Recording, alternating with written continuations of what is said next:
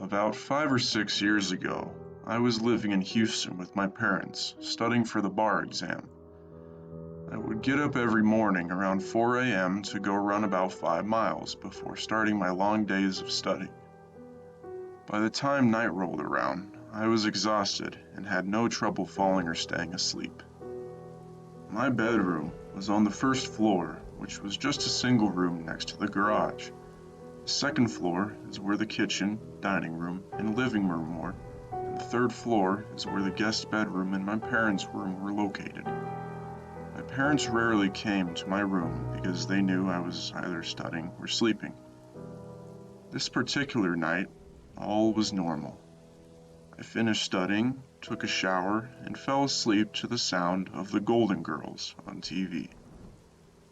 I always set the timer on the TV so I could fall asleep whenever and not have to worry.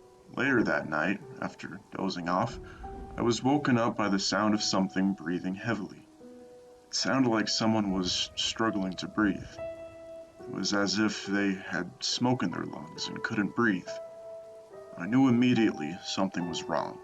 I didn't open my eyes because I didn't want whatever it was to know I was awake and I was freaking out and didn't want to see what was there. I knew it wasn't either of my parents immediately. I could feel the heat from the breath on my mouth.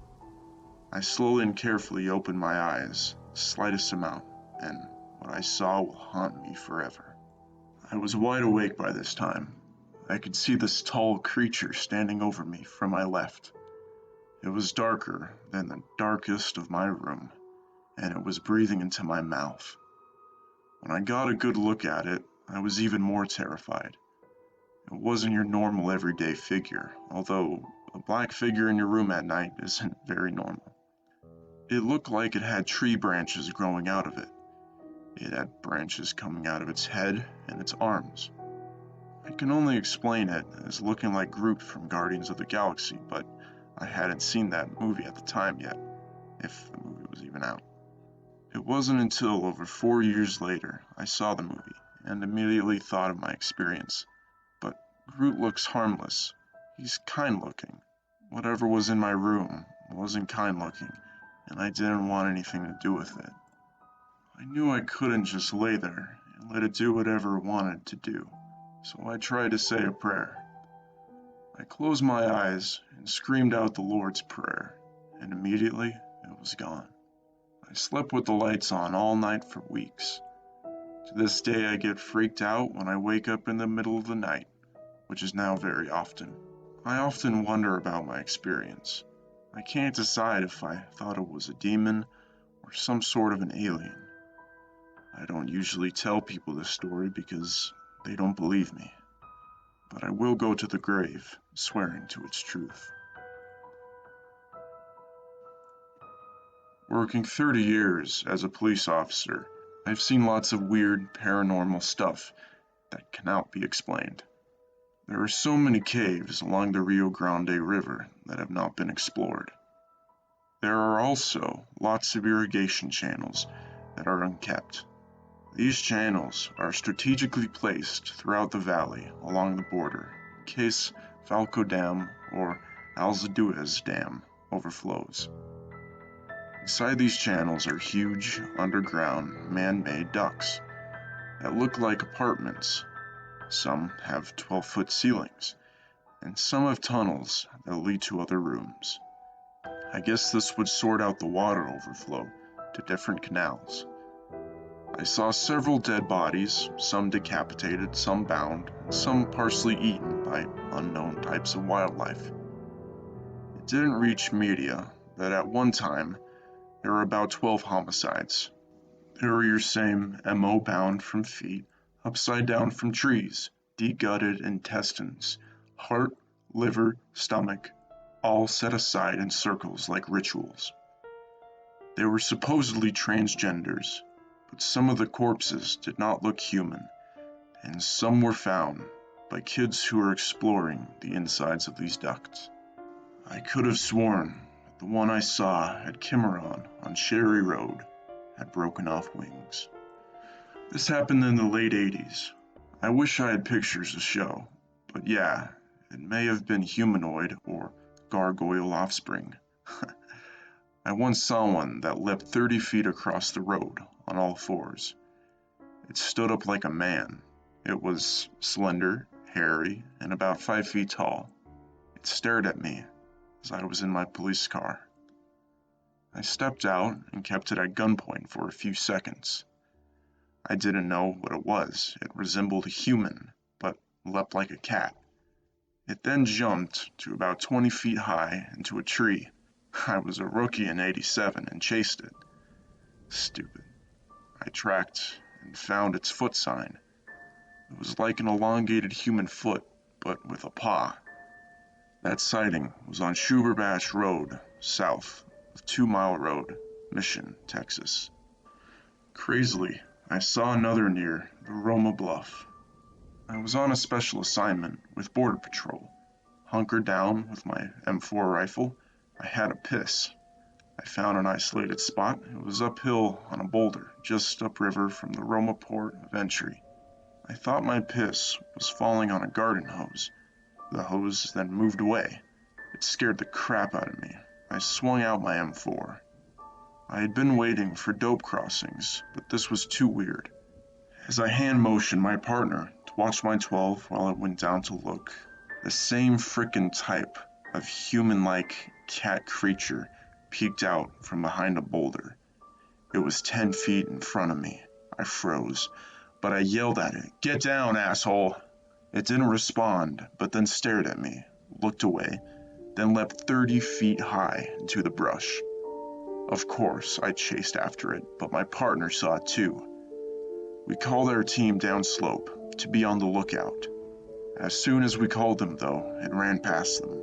They couldn't make out its face, but it was the same kind of creature. Yes, I believe there are some supernatural creatures out there. They are very real, but you just gotta be at the right place to see them. In about 2010, in Nashville, Tennessee, I was driving on a neighborhood road, a couple of blocks away from my house. There was a drain area at the bottom of the hill. I saw something drinking water, so I slowed down to look because it looked different. I thought it was just a greyhound dog. When it looked up at me, it was not scared. It was hairless. It did not look mean at all. I did not see vicious teeth, but it had pointed ears like a big fox, very long legs, and a thin tail like a greyhound would, but it was not a greyhound. It came to my car and sat down, and took a look at me. I was very afraid at that point, because my windows were down on both sides. It had a head like a wolf. Then it stood up again and wandered off down the path of the drain area, behind some homes there. It was very clear to see under the streetlights, and was just getting dark. I never saw anything like it before, but afterward, I kind of felt sorry for it because it was so ugly, but was not vicious towards me. I have no clue. Could this have just been a very sick dog? If so, how come nobody had seen it, nor had anyone tried to help, or the human society caught and put it down? I always wondered about it, because it was so strange. No pictures, but I wish I would have taken them. It just happened too quickly, but I know that I will always have a phone ready for strange things, and many have happened to me, but this was in a time where cell phones were not common. A couple of months back, me and one of my older cousins were standing outside of my house. He was having a cigarette.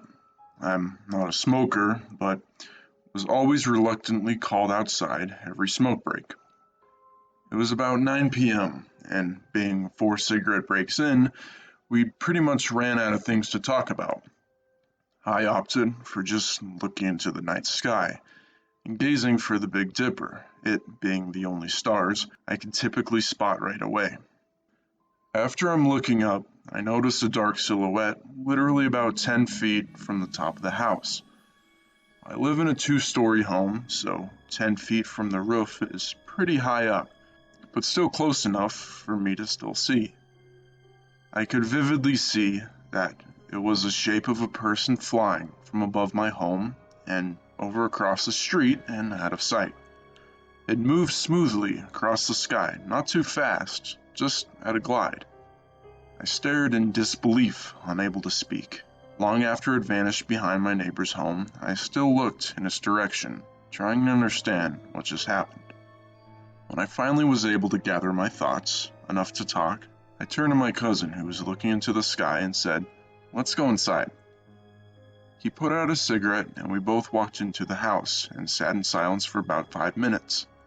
The silence was broken by the sound of my cousin taking a deep breath before asking me, "Did you see something flying outside?" Before he could finish, I burst out into rapid sentences about what I saw. Before I knew it, we were both going back and forward, barely letting either get a word out. We decided that what we saw was real, and it really did happen. That's not the most terrifying part, though. A few weeks later, after my mind had finally calmed down a little, I stumbled across a television show on Destination America entitled Monsters and Mysteries, I believe. The second episode I watched turned out to be based on sightings in Austin, Texas. I couldn't believe it. The episode was about flying humanoids being spotted here in the city. It confirmed for me that what I saw was actually real, and I hadn't been one of the only ones who spotted it. Whether you believe me or not, do some research or laugh it up and accuse me of being on drugs or watching too much Jeepers Creepers. I honestly don't care if you believe me or not. I still look at the sky on most nights. I know they're still out there.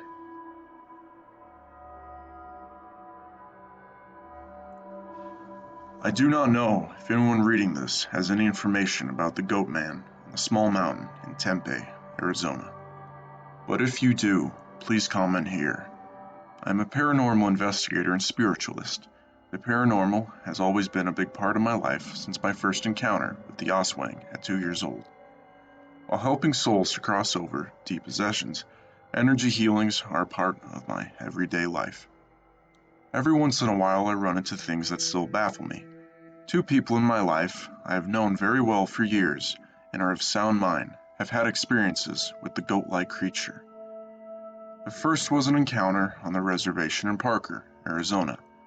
My buddy and his brother, 10 and 12 years old, were walking down the road when a creature, the lower half of a goat, the upper half of a man, stopped his truck to ask them for a ride. Of course, they noticed this feature after they had accepted the ride. He had asked them if they wanted to go to a party. By this time, they had seen what he was like and were terrified. They got out unharmed and fought the urge to run. This being had been seen by many on the reservation, and it was common knowledge that if you try to run in fear, you would be chased down and beaten badly by the creature. His brother will not speak of the event, and still to this day lives in fear of that creature, that it will show back up. The Hopi in Navajo will not whistle in the desert at night for fear of skinwalkers. I find that after what I have seen, their fears are well-founded from experience. The second encounter happened in Tempe, Arizona. I do not wish to disclose the location because I do not want anyone else to come up missing. There was my friend, who was at the time about 16, and her boyfriend, along with 5 other friends, at this location sitting around a fire at around 2 a.m. It was around March, but still cool enough for jackets. They were there because they had heard their hippie friends talking about the legend of Goat Mountain. None of them took this very seriously, so it was a party destination for the evening. She was sitting across the fire from her boyfriend when she froze in terror.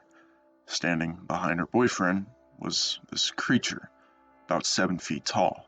He had hairy legs, hoofs, and from the waist up, he was a very muscular human with very big hands. He had the head of a goat with large horns and yellow eyes. The creature grabbed him from behind, and he was easily overpowered. There was a slight struggle, and the boyfriend was screaming bloody murder. The group panicked. They ran down the mountain and a short distance, turned back when they heard the last scream. They could see no one around the fire. They went back that morning to look at him under the safe cover of daylight. They found their belongings, and the boyfriend's backpack had nothing taken from it, except for himself missing. This young man had been living on the streets of Mill Avenue, no family, no one to contact. These guys knew that they would be accused of wrongdoing and left out the details on the missing person report. My friend is still haunted by this memory to this very day. I'm going to this place to have this encounter armed and ready for whatever the unknown has to throw at me. A couple of things are clear to me. It can drag someone through a dimension. It had to have gone somewhere. There has to be more of them out there. Too many people have seen them from New Jersey or California.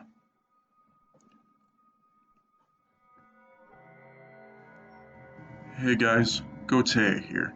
I just want to thank you guys so much for listening and watching to this brand new scary story video.